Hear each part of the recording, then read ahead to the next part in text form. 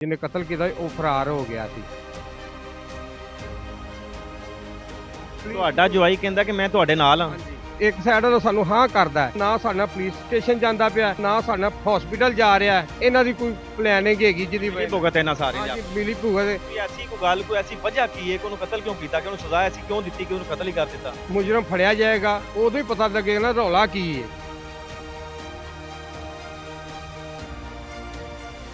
नाज़रीन, एक और हवा की बेटी ससुरालियों के जुल्म का शिकार हो गई, जिसके देवर ने ही उसे गोलियां मार के कत्ल कर दिया। उनके जो मामू हैं वो इस वक्त हमारे साथ हैं।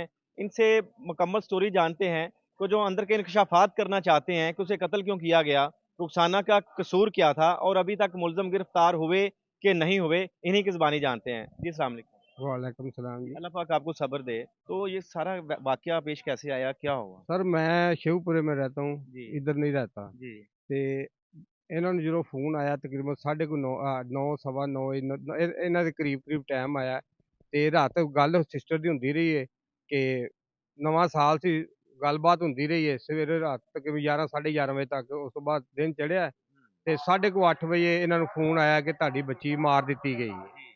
ਤੇ ਇਹਨਾਂ ਨੇ ਮਜ਼ਾਕ ਇਹਨਾਂ ਸਮਝਿਆ ਨਵਾਂ ਸਾਲ ਮਜ਼ਾਕ ਕੀਤਾ ਹੈ। ਉਹਨੇ ਕਿਹਾ ਫੋਨ ਕਰਾ ਉਹ ਸਾਡੀ ਬੇਟੀ ਦਾ ਜਿਹੜਾ ਨਾ ਪਹਿਲੀ ਬੀਵੀ ਦੇ ਵਿੱਚੋਂ ਹੈਗਾ ਸੀ ਬੱਚਾ, ਇਹਦੇ ਜੋ ਬੱਚਾ ਕੋਈ ਨਹੀਂ ਹੈਗੇ। ਉਹ ਹਾਂ ਬੱਚਾ ਕੋਈ ਨਹੀਂ ਸੀ ਹੈਗਾ। ਉਹਨਾਂ ਫੋਨ ਕੀਤਾ ਤੇ ਉਹਨੇ ਕਿਹਾ ਐਸਾ ਚਾਚੂ ਨੇ ਫੈਰ ਮਾਰ ਦਿੱਤੇ ਨੇ। ਮੈਨੂੰ ਨਾਂ ਦਾ ਨਹੀਂ ਸੀ ਪਤਾ ਤੇ ਜਦੋਂ ਇਹਨਾਂ ਨੇ ਮੈਨੂੰ ਦੱਸਿਆ ਤੇ ਮੈਂ ਇੱਥੇ ਆਇਆ ਤੇ ਪਤਾ ਲੱਗਾ ਜੇ ਉੱਥੇ ਪਹੁੰਚੇ ਤੇ ਉਥੋਂ ਬੱਚਾ ਜਿਹੜਾ ਜਿਹਨੇ ਕਤਲ ਕੀਤਾ ਉਹ ਫਰਾਰ ਹੋ ਗਿਆ ਸੀ। अच्छा, कत्ल करने वाला फरार हो गया सी। ਫਰਾਰ ਹੋ ਗਿਆ ਸੀ, ਦੂਸਰੀ ਫੈਮਿਲੀ ਹੈਗੀ ਸੀ। हाँ। ਅਸੀਂ ਜਦੋਂ ਉੱਥੇ ਪਹੁੰਚੇ ਉਹਨਾਂ ਕਿਹਾ ਵੀ ਫਲਾਣੇ ਨੇ ਇੰਜ ਕੀਤਾ, ਅਸੀਂ ਇੰਜ ਕੀਤਾ। ਲੇਕਿਨ ਅਸੀਂ ਅਪੀਲ ਇਹ ਕਰਨਾ ਚਾਹੁੰਦੇ ਹਾਂ ਪੁਲਿਸ ਅੱਗੇ, ਗੌਰਮੈਂਟ ਅੱਗੇ, ਵਜ਼ੀਰ ਆਲਾ ਅੱਗੇ, ਨਿਗਰਾਨ ਹਕੂਮਤ ਨੂੰ ਕਿ ਅਗਰ ਉਹ ਉਹਨਾਂ ਨੇ ਕਤਲ ਕਹਿੰਦੇ ਨੇ ਕਿ ਉਹਦਾ ਸਾਡਾ ਜਵਾਈ ਵੀ ਕਹਿੰਦਾ ਕਿ ਮੈਂ ਤੁਹਾਡੇ ਨਾਲ ਆ, ਅਗਰ ਉਹ ਨਾਲ ਏ ਤੇ ਸਾਡਾ ਤੁਹਾਡਾ ਜਵਾਈ ਕਹਿੰਦਾ ਕਿ ਮੈਂ ਤੁਹਾਡੇ ਨਾਲ ਹਾਂ। ਹਾਂਜੀ ਅੱਛਾ, ਉਹਨੂੰ ਰਲ ਕੇ ਸਜ਼ਾ ਦਵਾਵਾਂਗੇ ਹਾਂ ਉਹਦੇ ਭਰਾ ਨੂੰ। ਹਾਂਜੀ। ਲੇਕਿਨ ਇੱਕ ਸਾਈਡ ਤੋਂ ਸਾਨੂੰ ਹਾਂ ਕਰਦਾ ਹੈ, ਦੂਸਰੀ ਸਾਈਡ ਵੱਲੋਂ ਨਾ ਸਾਡਾ ਪੁਲਿਸ ਸਟੇਸ਼ਨ ਜਾਂਦਾ ਪਿਆ, ਨਾ ਉਹ ਸਾਡਾ ਉੱਥੇ ਹਸਪੀਟਲ ਜਾ ਰਿਹਾ। ਕਹਿਣ ਦਾ ਮਤਲਬ ਕੀ ਇਹਨਾਂ ਦੀ ਕੋਈ ਪਲੈਨਿੰਗ ਹੈਗੀ ਜਿਹਦੀ ਇਹ ਭੁਗਤ ਇਹਨਾਂ ਸਾਰੇ ਜਾ ਹਾਂਜੀ ਮਿਲੀ ਭੁਗਤ। ਅਸੀਂ ਤਫਤੀਸ਼ ਕਰਾਉਣਾ ਚਾਹੁੰਦੇ ਹਾਂ ਕਿ ਤਫਤੀਸ਼ ਮੁਕੰਮਲ ਹੋਵੇ, ਸਾਨੂੰ ਪਤਾ ਲੱਗੇ ਕਿ ਕਿਹੜਾ ਕਿਸ ਤਫਤੀਸ਼ ਤੇ ਤਾਂ ਹੀ ਕਰਾਓਗੇ ਨਾ ਜੇ ਮੁਲਜ਼ਮ ਫੜਿਆ ਜਾਏਗਾ। ਤੇ ਹਲੇ ਤੱਕ ਪੁਲਿਸ ਦੇ ਮੁਲਜ਼ਮ ਤੇ ਫੜਿਆ ਨਹੀਂ ਗਿਆ। ਮੈਂ ਸਰ ਉਹੀ ਕਹਿਣਾ ਨਾ, ਉਹਨੂੰ ਪੁਲਿਸ ਫੜਨਗੇ, ਗ੍ਰਿਫਤਾਰ ਹੋਏਗੀ, ਉਸ ਤੋਂ ਬਾਅਦ ਜਿਹੜੀ ਤਫਤੀਸ਼ ਹੋਈ ਉਹਦੇ ਬਰਾਬਰ ਜੋ ਫੈਮਿਲੀ ਹੈਗੀ ਹੈ, ਮਾਂ ਹੈ, ਧੀ ਹੈ, ਭਾਂਜੀ ਹੈ, ਭਣੇਵੀਂ ਹੈ, ਜਿਹੜਾ ਵੀ ਫੈਮਿਲੀ ਚ ਉਹਦੇ ਚ, ਉਹ ਤਫਤੀਸ਼ ਅਸੀਂ ਕਹਿੰਦੇ ਆ ਕਿ ਪੁਲਿਸ ਕਰੇ, ਸਾਨੂੰ ਪਤਾ ਲੱਗੇ ਕਿ ਰੌਲਾ ਕੀ ਹੈ, ਮਸਲਾ ਕੀ ਹੈ, ਉਹ ਪ੍ਰੋਬਲਮ ਕੀ ਆਣ ਡਈ। ਮਦਈ ਕੌਣ ਬਣਿਆ ਹੈ? ਮਦਈ ਭਾਂਜਾ ਮੇਰਾ ਤੇ ਇੱਕ ਵੱਡਾ ਭਾਈ ਗਵਾਹ ਹੈਗਾ ਤੇ ਬਹਿਨੋਈ ਮੇਰਾ ਹੈ। ਹਾਂਜੀ। ਕੋਈ ਐਸੀ ਕੋਈ ਗੱਲ ਕੋਈ ਐਸੀ ਵਜ੍ਹਾ ਕੀ ਹੈ ਕਿ ਉਹਨੂੰ ਕਤਲ ਕਿਉਂ ਕੀਤਾ, ਕਿ ਉਹਨੂੰ ਸਜ਼ਾ ਐਸੀ ਕਿਉਂ ਦਿੱਤੀ ਕਿ ਉਹਨੂੰ ਕਤਲ ਹੀ ਕਰ ਦਿੱਤਾ। ਸਰ ਇਹ ਤੇ ਹੁਣ ਜਦੋਂ ਮੁਜਰਮ ਫੜਿਆ ਜਾਏਗਾ ਉਦੋਂ ਹੀ ਪਤਾ ਲੱਗੇਗਾ ਨਾ ਰੌਲਾ ਕੀ ਹੈ।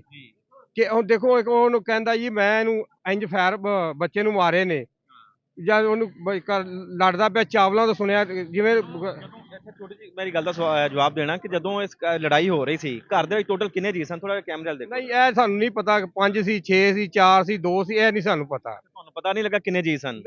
ਸਾਨੂੰ ਤੇ ਫੋਨ, ਅਸੀਂ ਤੇ ਫੋਨ ਤੇ ਗਏ ਆ ਜਦੋਂ ਗੋਲੀ ਮਾਰ ਦਿੱਤੀ, ਸਾਰਾ ਕੁਝ ਹੋ ਗਿਆ। ਯਾਰ ਇੱਕ ਜੋ ਮਾਂ ਜੀ ਨੇ ਵੀ ਦੱਸਿਆ ਹੈ ਕਿ ਉਹਦੀ ਵਾਲਦਾ ਦੇ ਹੱਥੀ ਪਿਆ ਸੀ ਤੇ ਉਹਨਾਂ ਦੇ ਬਕੌਲ ਹੈ ਤੇ ਘਰ ਜਿਹੜਾ ਇੱਕ ਫਰਾਨ ਲੜਕੇ ਦੀ ਗੱਲ ਹੋ ਰਹੀ ਉਹ ਵੀ ਘਰ ਸੀ ਤੇ ਫਾਇਰ ਸਿਰਫ ਤੁਹਾਡੀ ਬੇਟੀ ਨੂੰ ਵੱਜੇ ਨੇ, ਕਿਸੇ ਹੋਰ ਨੂੰ ਫਾਇਰ ਕਿਉਂ ਨਹੀਂ? ਮੈਂ ਉਹੀ ਸੱਚ ਗੱਲ ਕਰਨਾ ਨਾ ਕਿ ਤੇ ਉਹਨਾਂ ਦੇ ਬਕੌਲ ਹੈ ਨਾ। ਹੁਣ ਇੱਕ ਕਹਿੰਦਾ ਜੀ ਫਾਇਰ ਬੱਚੀ ਨੂੰ ਵੱਜੇ ਨੇ, ਬੱਚਾ ਵੀ ਉੱਥੇ ਸੀ। ਹੁਣ 4 ਫਾਇਰ ਬੱਚੀ ਨੂੰ ਵੱਜੇ ਨੇ ਤੇ ਬੱਚੇ ਨੂੰ ਕਿਉਂ ਨਹੀਂ ਵੱਜੇ? ਹੋਰ ਕਿਸੇ ਆਂਢੀ ਗੁਆਂਢੀ ਨੂੰ ਜਾਂ ਕਿਸੇ ਸਾਈਡ ਤੇ ਹੋਰ ਕਿਸੇ ਨੂੰ ਕਿਉਂ ਨਹੀਂ ਵੱਜੇ? ਇਹਦਾ ਮਤਲਬ ਕੋਈ ਵਜ੍ਹਾ ਹੈਗੀ ਏ, ਕੋਈ ਪਲੈਨਿੰਗ ਹੈਗੀ। ਇਹ ਕੀ ਵਜ੍ਹਾ ਹੈ, ਕੀ ਪਲੈਨਿੰਗ ਹੈ? ਉਹਦੇ ਜਦੋਂ ਪੁਲਿਸ ਉਹ ਗ੍ਰਿਫਤਾਰ ਹੋਏਗਾ ਉਸ ਤਫਤੀਸ਼ ਹੋਏਗੀ, ਤਫਤੀਸ਼ ਦੇ ਬਰਾਬਰ ਪਤਾ ਸਾਨੂੰ ਚਾਹੀਦਾ ਕਿ ਉਹ ਸਾਨੂੰ ਕਰਕੇ ਦੱਸਣ ਕਿ ਰੌਲਾ ਕੀ ਹੈ, ਮਸਲਾ ਕੀ ਹੈ, ਕਿੱਥੇ ਪ੍ਰੋਬਲਮ ਆਈ, ਕਿਉਂ ਆਈ, ਕਿਹੜੀ ਵਜ੍ਹਾ ਨਾਲ ਆਈ। ਪੁਲਿਸ ਦਾ ਤਾਮਨ ਤੁਹਾਡੇ ਨਾਲ ਕਿਸ ਤਰ੍ਹਾਂ ਹੁੰਦਾ ਹੈ? ਅਜੇ ਤੱਕ ਤੇ ਠੀਕ ਹੈ ਸਾਡਾ ਤਾਵਨ, ਕਿਸ ਤਰ੍ਹਾਂ ਦਾ ਠੀਕ ਹੈ? ਹਜੇ ਤੱਕ ਮੁਲਜ਼ਮ ਫੜਿਆ ਨਹੀਂ ਗਿਆ। ਠੀਕ ਹੈ ਉਹ ਕਰਦੇ ਪਏ ਨੇ ਲੇਕਿਨ ਮੁਜਰਮ ਜ਼ਾਹਰ ਅੱਗੇ ਪਿੱਛੇ ਹੋਇਆ ਹੈ। ਅੱਗੇ ਪਿੱਛੇ ਹੋਇਆ ਤਾਂ ਟਾਈਮ ਤੇ ਲੱਗਦਾ ਹੈ ਨਾ, ਲੇਕਿਨ ਅਸੀਂ ਪਿੱਛੇ ਕਿਸੇ ਵੱਡੇ ਬੰਦੇ ਦਾ ਨਾਲ ਕੋਈ ਮਿਸਹੈਪ ਹੋਇਆ ਹੁੰਦਾ ਤੇ ਹੁਣ 7ਵੀਂ ਤਹਿ ਨੂੰ ਕੱਢ ਕੇ ਪੁਲਿਸ ਵਾਲਿਆਂ ਲੈ ਆਉਣਾ ਸੀ। ਤੁਸੀਂ ਮਾੜੇ ਲੋਕ ਹੋ ਤਾਂ ਨਹੀਂ ਫੜਿਆ ਜਾ ਰਿਹਾ। ਸਾਰੇ ਅਸੀਂ ਇਸ ਲਈ ਤੇ ਗੌਰਮੈਂਟ ਅੱਗੇ ਅਪੀਲ ਕਰਨੇ ਆ, ਮੀਡੀਆ ਅੱਗੇ, ਕਿ ਸਾਡੀ ਤਾਵਨ ਕੀਤਾ ਜਾਏ, ਸਾਡਾ ਹੈਲਪ ਕੀਤੀ ਜਾਵੇ ਕਿ ਉਹਨੂੰ ਜਲਦੀ ਤੋਂ ਜਲਦੀ ਗ੍ਰਿਫਤਾਰ ਹੋਵੇ। ਤੁਸੀਂ ਮਾਮੂ ਜੇ ਤੁਸੀਂ ਬੜਾ ਦਰਦ ਦਿਲ ਰੱਖਣ ਵਾਲੇ ਜ਼ਾਰ ਜਿਹੜੀਆਂ ਭਾਂਜੀਆਂ ਹੁੰਦੀਆਂ ਨੇ ਬੇਟੀਆਂ ਤੋਂ ਵੀ ਜ਼ਿਆਦਾ ਅਜ਼ੀਜ਼ ਹੁੰਦੀਆਂ ਨੇ, ਉਹਨਾਂ ਦੇ ਬਾਰੇ ਤੁਸੀਂ ਕੀ ਕਹਿਣਾ ਚਾਹੋਗੇ ਕਿ ਮਾਂ-ਬਾਪ ਬੇਟੀਆਂ ਨੂੰ ਪਾਲ-ਪੋਸ ਕੇ ਜਵਾਨ ਕਰਕੇ ਸਸੁਰਾਲੀਆਂ ਦੇ ਹੱਥੀਂ ਉਹਨਾਂ ਦੇ ਕੋਲ ਤੋਰ ਦਿੰਦੇ ਨੇ, ਉਹ ਅੱਗੋਂ ਮਾਰ ਕੇ ਵਾਪਸ ਕਰ ਦਿੰਦੇ ਨੇ, ਇਹਨਾਂ ਦੇ ਬਾਰੇ ਕੀ ਕਹਿੰਦੇ? ਦੇਖੋ ਜੀ, ਜ਼ਮੀਰ ਇਨਸਾਨ ਦਾ ਆਪੋ ਆਪਣਾ ਹੁੰਦਾ ਹੈ। ਕਿਸੇ ਦਾ ਜ਼ਮੀਰ ਹੁੰਦਾ ਸਭ ਤੋਂ ਘਟੀਆ, ਕਿਸੇ ਦਾ ਹੁੰਦਾ ਅੱਛਾ। ਜਿਹੜਾ ਜਿਹਾ ਘਟੀਆ ਜ਼ੇਨ ਦਾ ਬੰਦਾ ਹੁੰਦਾ ਹੈ ਨਾ ਇਨਸਾਨ, ਉਹ ਜਿਵੇਂ ਸਮਝ ਲਾ ਕਿ ਜਿਹੋ ਜਿਹੀਆਂ ਮੇਰੀਆਂ ਬੇਟੀਆਂ ਨੇ ਉਹੋ ਜਿਹੀ ਅਗਲੀਆਂ ਦੀਆਂ ਬੇਟੀਆਂ ਨੇ। ਜਿਹੜਾ ਇਸ ਚੀਜ਼ ਨੂੰ ਨਹੀਂ ਨਾ ਸਮਝਦਾ ਤੇ ਉਹ ਜਿਹਨੂੰ ਕਹਿੰਦਾ ਜਾਹਲ ਇਨਸਾਨ ਗਿਣਿਆ ਜਾਂਦਾ ਹੈ।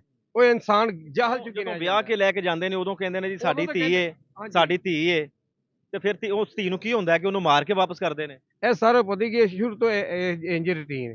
ਅਗਰ ਬੰਦੇ 'ਚ ਇਹ ਚੀਜ਼ ਨਾ ਹੋਵੇ ਤੇ ਬੰਦੇ ਵਾਸਤੇ ਇਨਸਾਨੀਅਤ ਹੀ ਬੜੀ ਚੀਜ਼ ਹੈ। ਇਹ ਸਿਸਟਮ ਗੁੱਸਾ ਜਿਹੜਾ ਨੂੰਹਾਂ ਤੇ ਚੜਦਾ ਹੈ ਜਾਂ ਬੀਵੀਆਂ ਤੇ ਚੜਦਾ ਹੈ ਜਾਂ ਆਪਣੀਆਂ ਭਾਬੀਆਂ ਤੇ ਚੜਦਾ ਹੈ, ਇਹ ਆਪਣੀ ਭੈਣ ਤੇ ਧੀ ਤੇ ਕਿਉਂ ਨਹੀਂ ਚੜਦਾ? ਵਿਰਾਸਤ 'ਚੋਂ ਮਿਲਦਾ ਹੈ। ਕਿਸੇ ਦੀ ਧੀ ਨਹੀਂ ਹੁੰਦੀ। ਉਹ ਇਹਨਾਂ ਨੂੰ ਵਿਰਾਸਤ 'ਚ ਮਿਲਦਾ। ਇਹੋ ਜਿਹੀ ਜਿਹੜੀਆਂ ਔਰਤਾਂ ਹੁੰਦੀਆਂ ਨਾ, ਜਿਹੜੇ ਜ਼ੁਲਮ ਨੌਵਾਂ ਧੀਆਂ ਤੇ ਕਰਦੇ, ਇਹਨੂੰ ਵਿਰਾਸਤ 'ਚੋਂ ਲਗਾਉਂਦਾ ਹੁੰਦਾ ਹੈ ਕਿ ਜਿਹੜੀ ਨੌ ਧੀ ਨੂੰ ਤੁਸੀਂ ਹਮੀਅਤ ਦਿਓਗੇ ਨਾ, ਅੱਗੋਂ ਨੌ ਧੀ ਵੀ ਅੱਗੇ ਵੀ ਹਮੀਅਤ ਦੇਗੀ। ਜਦੋਂ ਤੁਸੀਂ ਹਮੀਅਤ ਨਹੀਂ ਨਾ ਨੌਵਾਂ ਦਿੰਦੀਆਂ ਸੱਸਾਂ, ਤਾਂ ਫਿਰ ਇਸੇ ਤਰ੍ਹਾਂ ਰੂਟੀਨ ਨੁਕਸਾਨ ਹੁੰਦੇ ਜਾਂਦੇ ਨੇ। ਹੁਣ ਤੁਹਾਡਾ ਅਗਰ ਮੁਲਜ਼ਮ ਫੜਿਆ ਨਹੀਂ ਜਾਂਦਾ, ਮੁਲਜ਼ਮ ਫੜਿਆ ਜਾਏਗਾ ਤਾਂ ਇਨਸਾਫ ਮਿਲੇਗਾ ਨਾ। ਅਗਰ ਮੁਲਜ਼ਮ ਨਹੀਂ ਫੜਿਆ ਜਾਂਦਾ, ਤੁਹਾਨੂੰ ਇਨਸਾਫ ਨਹੀਂ ਮਿਲਦਾ ਤਾਂ ਕੀ ਕਰੋਗੇ? ਜ਼ਾਹਰ ਹੈ ਅੱਗੇ ਪੇਸ਼ ਹੋਵਾਂਗੇ, ਅਦਾਲਤ 'ਚ ਜਾਵਾਂਗੇ ਤੇ ਉੱਥੋਂ ਵੀ ਨਾ ਮਿਲਿਆ, ਫਿਰ ਅਸੀਂ ਜੋ ਫਿਰ ਸਾਡੇ ਕੋਲ ਹੋਏਗਾ ਉਹਦਾ ਫਿਰ ਅਸੀਂ ਵੀ ਹੱਲ ਕੱਢਾਂਗੇ। ਅਸੀਂ ਤੇ ਪਹਿਲਾਂ ਅਦਾਲਤ ਵੱਲ ਇਸ ਲਈ ਜਾਣਾ ਚਾਹੁੰਦੇ ਹਾਂ, ਪੁਲਿਸ ਨੂੰ ਇਹ ਕਰਨੇ ਚਾਹੁੰਦੇ ਹਾਂ ਕਿ ਪੁਲਿਸ ਇਹ ਨਾ ਗਵਰਨਮੈਂਟ ਕਵੇ कि तुसी आपे फैसला कर लिया है। नाज़रीन, मामू की बात भी आपने सुनी है कि उनका कहना है कि जब तक हमें इंसाफ फराहम नहीं किया जाता, हमें जिस हद तक भी जाना पड़ा हम वहाँ पे जाएंगे। अदालत का दरवाज़ा खटखटाना पड़ा तो वो भी खटखटाएंगे। मैं हर वीडियो में यही कहता हूँ कि पाकिस्तान में इंसाफ नाम की चीज़ है ही नहीं, और जो इंसाफ की जो चिड़िया है वो पाकिस्तान से खुर कर चुकी है, वो उड़ चुकी है। और गरीब आदमी को इंसाफ मिलना तो दूर की बात, पॉसिबल ही नहीं है कि किसी भी गरीब आदमी को इंसाफ मिल सके, क्योंकि ये मुल्क गरीबों के रहने का है ही नहीं। ये मुल्क ताकतवर लोगों का है और वो इंसाफ फौरी उनके घरों तक उनको मैसर है और गरीबों को इंसाफ नहीं मिलता। इस वीडियो को बनाने का ये मकसद है कि उस बेकसूर रक्साना को इंसाफ दिलवाया जा सके। इंसाफ दिलवाने के लिए आप हमारी इस वीडियो का हिस्सा बने और ज़्यादा से ज़्यादा इस वीडियो को शेयर कीजिएगा और रक्साना की, जो मज़लूम रक्साना है, उसकी आवाज़ ज़रूर बनिएगा। अगली वीडियो के लिए इजाज़त दीजिए। अल्लाह हाफ़िज़।